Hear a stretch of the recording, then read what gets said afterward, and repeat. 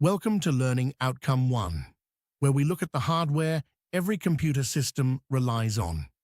Over the next few slides, we'll see what each physical component actually does and how the motherboard brings them all together into one working machine. Let's start with the basics. Hardware is simply the physical side of a computer. All the parts you can actually pick up and touch, like the processor, the memory, the storage, and the screen. Think of the phone in your pocket. The glass, the chips inside, and the battery are all hardware, while the apps are the software. On their own, the parts do nothing useful. It's hardware and software working together that turns raw data into something meaningful. Almost every computer you'll ever use follows something called the von Neumann model. The idea is that a single processor fetches both its instructions and its data from the same main memory, then works through them one step at a time. Inside that processor sit a control unit that directs the traffic and an arithmetic logic unit that does the actual sums. It's the reason we call these machines stored program computers, and it's held up remarkably well since the 1940s. Before we go deeper, let's nail down 3 words you'll hear constantly. The CPU is the processor, the part that carries out instructions, often called the brain of the machine. Memory is the fast, temporary space that holds whatever the CPU is working on right now, and storage is where your files live permanently, even when the power is off. When you save a photo on your laptop, it moves from memory into storage, so it's still there tomorrow. The CPU is where the real work happens. It carries out program instructions by repeating a simple cycle billions of times a second, faster than we can really imagine. Inside it, the control unit decides what happens next. The arithmetic logic unit handles the calculations and comparisons, and tiny stores, called registers, hold the numbers it's juggling right now. How quick it feels depends on things like clock speed, the number of cores, and the cache, which is why a gaming laptop with an Intel Core or AMD Ryzen chip runs so much more smoothly than a budget one. So, how does the processor actually run a program? It follows the fetch, decode, execute cycle. First, it fetches the next instruction from memory, then the control unit decodes it to work out what's being asked, and finally the relevant part executes it, with the result written back to a register or to memory. That single pass is called a machine cycle, and your computer repeats it constantly the whole time it's switched on. Every tap and click you make is really just millions of these tiny cycles. It's easy to mix up RAM and ROM, so let's separate them. RAM is your working memory. It holds the programs and files you've got open right now. It's very fast, but it's volatile, meaning everything vanishes the moment you lose power. ROM is the opposite. It keeps its contents without power and holds the startup instructions that get the machine going. That's why having more RAM lets you keep more browser tabs and apps open at once. But it's ROM that quietly wakes your computer up when you press the power button. Computers actually use several kinds of memory arranged in a hierarchy, a bit like a pyramid. At the very top sit tiny, blisteringly fast stores like registers and cache, which are expensive, so there's only a little of them. At the bottom, you get big, cheap, slower storage such as your SSD, hard drive, or the cloud. The processor keeps whatever it needs most often near the top, and that clever balancing act is what gives you good speed without a sky-high price tag. Let's talk about where your files actually live long-term: secondary storage. The 2 main types are the HDD and the SSD. A hard disk drive uses spinning magnetic platters. It's cheap for the space you get and can be huge, but it's slower and more easily damaged if you knock it. A solid-state drive uses flash memory with no moving parts, so it's much faster, quieter, and tougher, though you pay more per gigabyte. You'll also meet USB flash drives, memory cards, and cloud storage doing similar jobs. Put the two side by side, and the trade-off becomes clear. An SSD can read data several times faster than a typical hard drive, which is why swapping to one makes an old laptop feel brand new, with quicker boot times and apps that open in a snap. A hard drive, though, gives you far more space for your money. That's why plenty of desktops use both. A small SSD for the operating system so everything feels fast, and a big hard drive for photos, films, and backups. None of this works without clean, steady power, and that's the job of the power supply unit.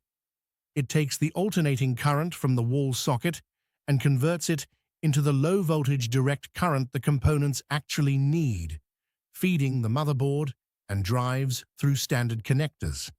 Alongside it, fans, heat sinks, and sometimes liquid cooling carry heat away so nothing overheats. If the power supply is too weak or starts to fail, you get random crashes, which is why its wattage has to match what the system demands. Peripherals are all the devices that sit outside the main system unit but connect to it. Input devices send information in, like your keyboard, mouse, microphone, or webcam, while output devices send results back out, such as the monitor, printer, or speakers. Some do both jobs at once, a touchscreen being the obvious example, since it shows you the picture and takes your taps. Really, peripherals are the bridge between you and the machine. Let's pull all of that together in one view. The CPU does the processing. RAM gives you fast temporary memory, and ROM holds the startup firmware. Storage, whether an SSD or a hard drive, keeps your data for good. The power supply feeds everything with regulated power, and peripherals handle input and output. If you can picture each of those and give an everyday example, like 16 gigabytes of RAM or a 1 terabyte SSD, you've got the whole hardware picture in your head. Here's where it gets practical. Imagine a college kitting out a classroom for video editing. Rendering video is demanding, so you'd want a multi-core CPU, maybe a 6-core chip, and plenty of memory, at least 16 gigabytes of RAM, so large clips and editing software runs smoothly. You'd fit a fast SSD for the operating system and current projects, plus a roomy hard drive for finished footage, and finish with a high-resolution monitor and a graphics tablet. The lesson is to match the hardware to the task, so you're not paying for power you'll never use. Now for the part that connects everything, the motherboard. It's the large printed circuit board that every other component either plugs into or talks through, holding the CPU socket, the memory slots, the chipset, and the expansion slots. It also carries the buses, the pathways that shuttle data between parts, and the ports on the back that your USB and HDMI devices plug into. Power arrives from the supply through a main connector, so in a real sense, the motherboard is the backbone that turns a box of parts into a computer. Let's look at the first few key features on the board.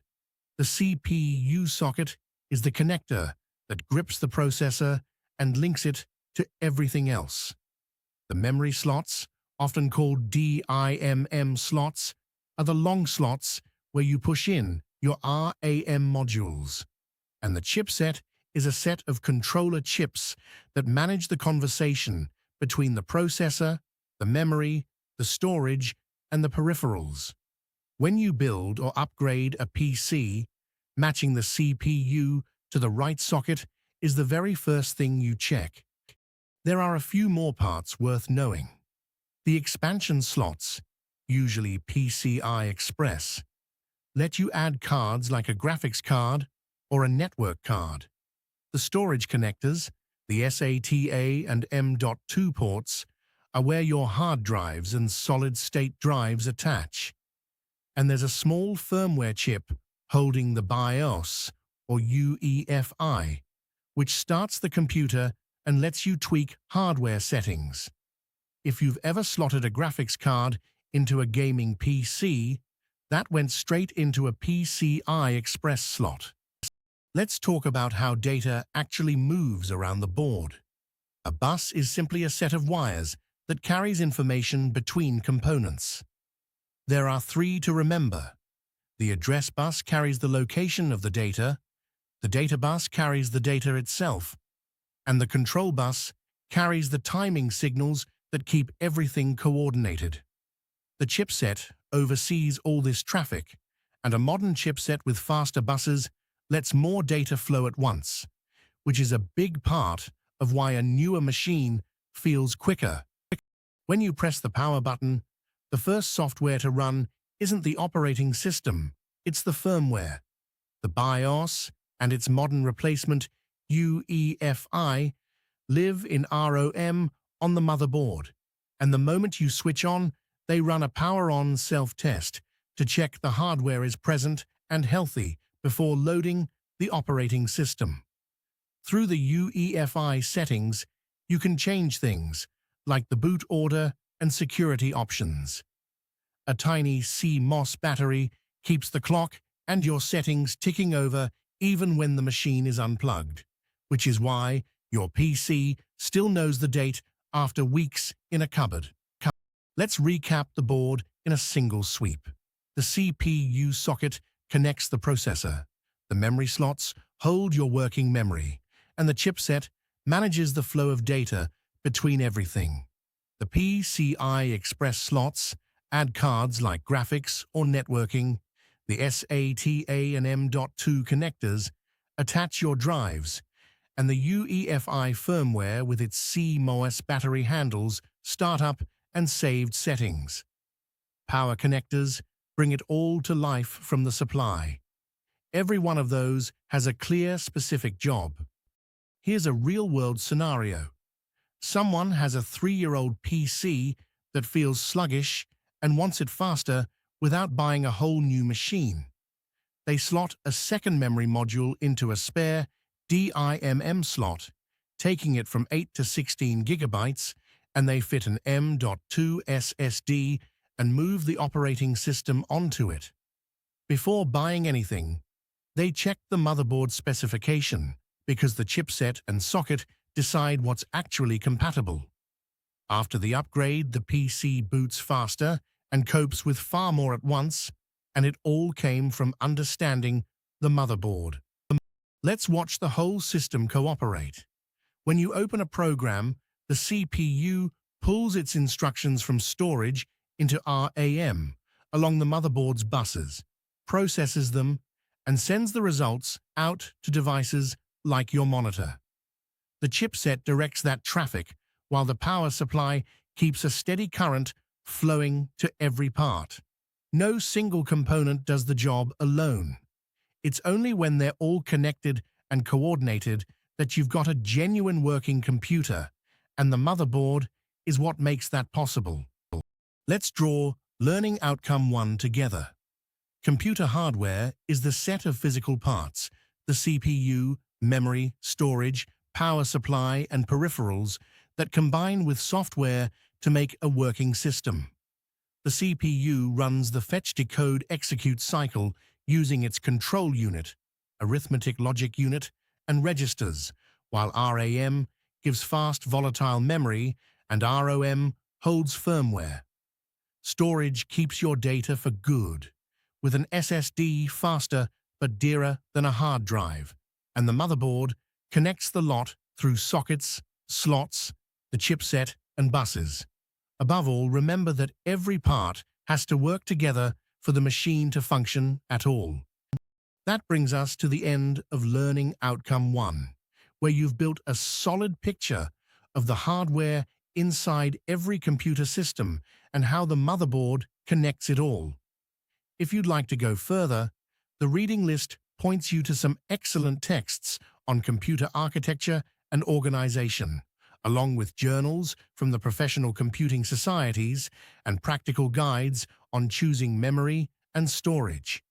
There are also case studies comparing real Intel and AMD processors, and to look at the Raspberry Pi as a complete low-cost computer. Do dip into the ebooks and journals on Moodle, as they'll deepen everything we've covered and help enormously with your assignment.